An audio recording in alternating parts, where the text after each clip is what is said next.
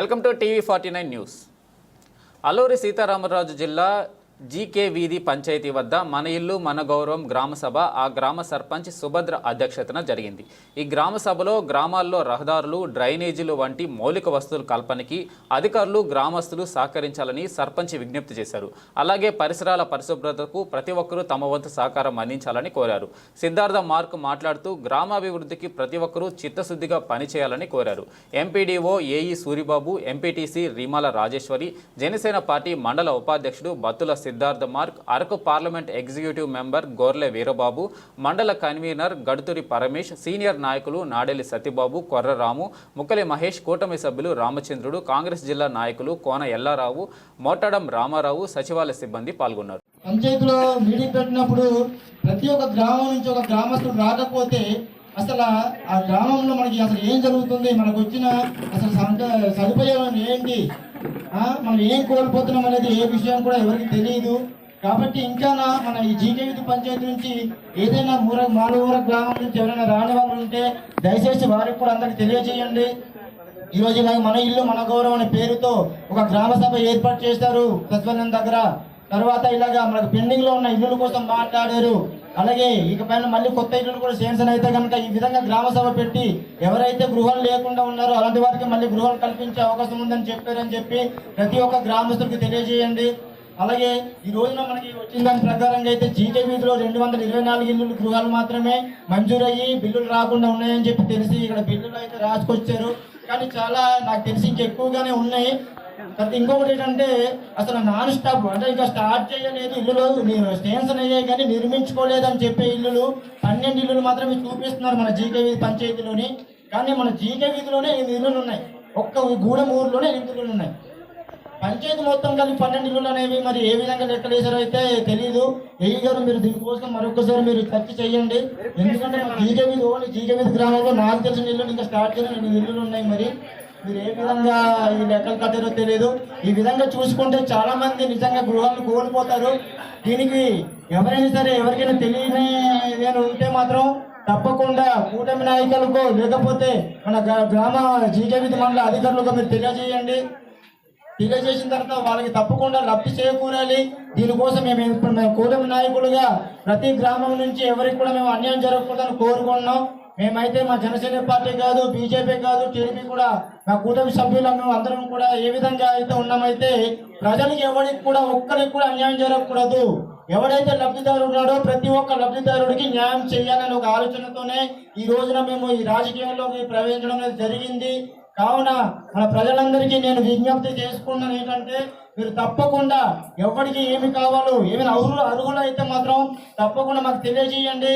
ఎలాంటి వారైనా సరే ఎవరైనా మీకు వచ్చే లబ్ధిలోని గవర్నమెంట్ ఒకప్పుడు మన గత ప్రభుత్వంలో ఏం జరిగేదంటే పెన్షన్ 2500 వచ్చింది అన్నప్పుడు ఏం చేసేవాళ్ళంటే ఒక 50 రూపాయలు 100 రూపాయలు కమిషన్ తీసుకునేవారు అని చెప్పేసి, అలాగే చేయూత వచ్చిందంటే అక్కడ నుంచి 200 300 కమిషన్ తీసుకునేవారని చెప్పేసి మా దగ్గర ఎన్నో కంప్లైంట్లు అయితే ఉన్నాయి.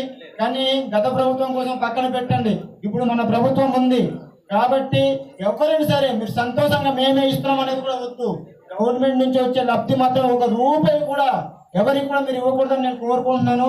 ఏ ఒక్క రూపాయి మీరు ఇచ్చి వాళ్ళకి ప్రోత్సహించినా అది వాళ్ళు మీరే తప్పు చేస్తున్నట్టు ఉంటుంది. కాబట్టి ఏమైనా మీకు ఇప్పుడు పక్క ఇళ్ళకు శాంక్షన్ అయిన బిల్లులే కానీ తర్వాత లేకపోతే వచ్చే పెన్షన్లు కానీ ఎవరైనా సరే మీకు 1 రూపాయి బాబు మేము మీకు ఇంటి దాకా తెచ్చిస్తున్నాం కదా, మాకు ఏదో ఆయిల్ ఖర్చు అని చెప్పి 10 రూపాయలు తీసుకోవడము 50 రూపాయలు తీసుకోవడము, లేదంటే గృహం బిల్లు మీకు ఎట్లమ్మా 1,30,000 బిల్లు వచ్చింది కాబట్టి మరి మీకు బిల్లు చేసి అకౌంట్ చేయించాను కదా, మరి ఇలా కమిషన్ ఇవ్వాలా 5,000 ఇవ్వాలా 10,000 ఇవ్వాలా అని చెప్తే మాత్రం అలాంటి ఏమైనా మీ దృష్టికి ఎవరైనా చెప్తే మాత్రం తప్పకుండా మాకు తెలియజేయండి.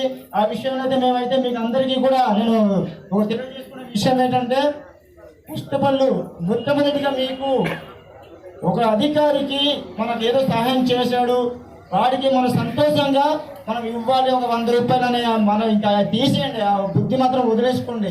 ఎందుకంటే గవర్నమెంట్ ఇచ్చేది అది ఉచితంగా మనకి ఇస్తున్నారు, మన ఏజెన్సీకే కాదు కింద వాళ్ళకి అందరికి కూడా ఇస్తున్నారు కదా. ఒక ప్రభుత్వం ఏర్పాటు ఉందంటే ప్రజలకి సేవ చేయడం కోసమే మనం ఓటు వేసుకొని గెలిపించుకుని ఒక ప్రభుత్వాన్ని నిర్ణయించుకున్నాం.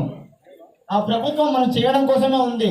మనకి ఏ అవకాశం వచ్చినా, ఒక రూపాయి వచ్చినా అది మనమే వినియోగించుకోవాలి, మన కుటుంబం కోసమే వినియోగించుకోవాలి తప్ప మనకి వాడు ఏదో చేసి పెట్టాడు వాడికి ఒక రూపాయి ఇవ్వాలి అని చెప్పి మాత్రం దయచేసి మీకు వచ్చే దాంట్లో వాళ్ళని ఎదుటి వాళ్ళకి మాత్రం మీకు సహాయం చేసిన వాళ్ళకి మాత్రం ఇవ్వకండి. నేను మన గ్రామస్తులకి, మన పంచాయతీలో అందరికీ కూడా ఒకటే విన్నపం వినిపించుకుంటున్నాను. ఈ రోజు ఇంతమంది వచ్చారు, అన్ని గ్రామాల నుంచి కూడా వచ్చారా లేదనేది అయితే నాకు పూర్తిగా తెలియదు. కానీ ఎవరైనా రాని వాళ్ళు ఉంటే కనుక వాళ్ళకి తప్పకుండా తెలియజేయండి. మండల అధికారులకు వచ్చి కలవమని చెప్పండి. చాలా మంది ఉన్నారు గృహాలు కట్టుకొని, పాపం ఇంకా కట్టుకునే స్తోమత లేక ఇల్లులు ఆపేసుకున్న వాళ్ళు చాలా మంది ఉన్నారు. కొత్త ఇల్లులు కట్టుకునే వాళ్ళే కానీ, ఇంతకుముందు ఇల్లు శాంక్షన్ అయిపోయి పెండింగ్లో ఉన్న వాళ్ళే కానీ, ఎవరైనా సరే ఒకవేళ ఇల్లు పూర్తి అయిపోయి ఉన్న వాళ్ళు కూడా చాలా మంది ఉన్నారు. అలాంటి వారికి కూడా అందరికీ తెలియజేసి మీరు తప్పకుండా, ఎందుకంటే ఇంటికి వెళ్ళిపోయి ఇంకేదో మాకు వచ్చింది, మేము తెలుసుకున్నాం, మాకు చాలా సరేలే ఇలాగంట కదా మనం చేసుకుందామని చెప్పి ఊరుకోవద్దు. మీకు ఎంతవరకు అయితే తెలిసిందో అది 10 మందికి తెలియజేయండి. రాని వాళ్ళు ఎవరైతే ఉన్నారో మీ గ్రామం నుంచే ఇంకెవరైనా చాలా మంది రాని వాళ్ళు ఉన్నారు కదా, అలాంటి వారికి కూడా తెలియజేయండి. ఈరోజు ఇదిగో మన హౌసింగ్ కోసం మాట్లాడారు, ఇలాగా మీరు ఇల్లు ఇంకా స్టార్ట్ చేసుకోవాలని, అంటే ఇల్లు ఇంకా కట్టుకోవడానికి అర్హత లేని కూడా చాలా మంది ఉన్నారు. పాపం వాళ్ళకి ఇల్లు సేమ్స్ అయ్యాయి కానీ కట్టుకునే స్తోమత లేక అలా ఉండిపోయారు. పాపం వాళ్ళకి తెలియకపోవచ్చు. కాబట్టి వాళ్ళు కూడా మీరు తెలియజేయండి. తెలియజేసి ఇదిగో ఈ విధంగా గ్రామ సభ ఏర్పాటు చేశారు, గ్రామ సభలో ఇల్లు కోసం మాట్లాడారు. దానికి ఇప్పుడు మన ఏఈ గారు మీరు ఏం చేయాలి, ఏ విధంగా చేస్తే మీకు బిల్లులు పడతాయి, ఎలాంటి ఇల్లు మీరు కట్టుకోవాలి, దానికి అర్హత ఏమి ఉండాలి, ఏమేమి ఆఫీస్కి తీసుకురావాలి, ఇవన్నీ వివరిస్తారు. కాబట్టి పాపం చాలా మంది దూర ప్రాంతాల నుంచి వచ్చి ఉన్నారు. ఇప్పటి వరకు మన కూటమి సభ్యులందరూ మీకు ఏ విధంగా చేయాలి, మన ప్రభుత్వం ఏం చేస్తుంది, ఇవన్నీ వివరించి మాట్లాడారు. కాబట్టి నేను ఆ విషయం అయితే చెప్పదలుచుకోలేదు. ఇప్పుడు మన ఈ అవకాశం ఇచ్చిన మీకు, అలాగే మా కూటమి సభ్యులకు, మరి అధ్యక్షత వహించిన ఈ గారి అందరికీ నా యొక్క హృదయపూర్వక ధన్యవాదాలు తెలుపుకుంటున్నాను. అలాగే ఇంకొకటి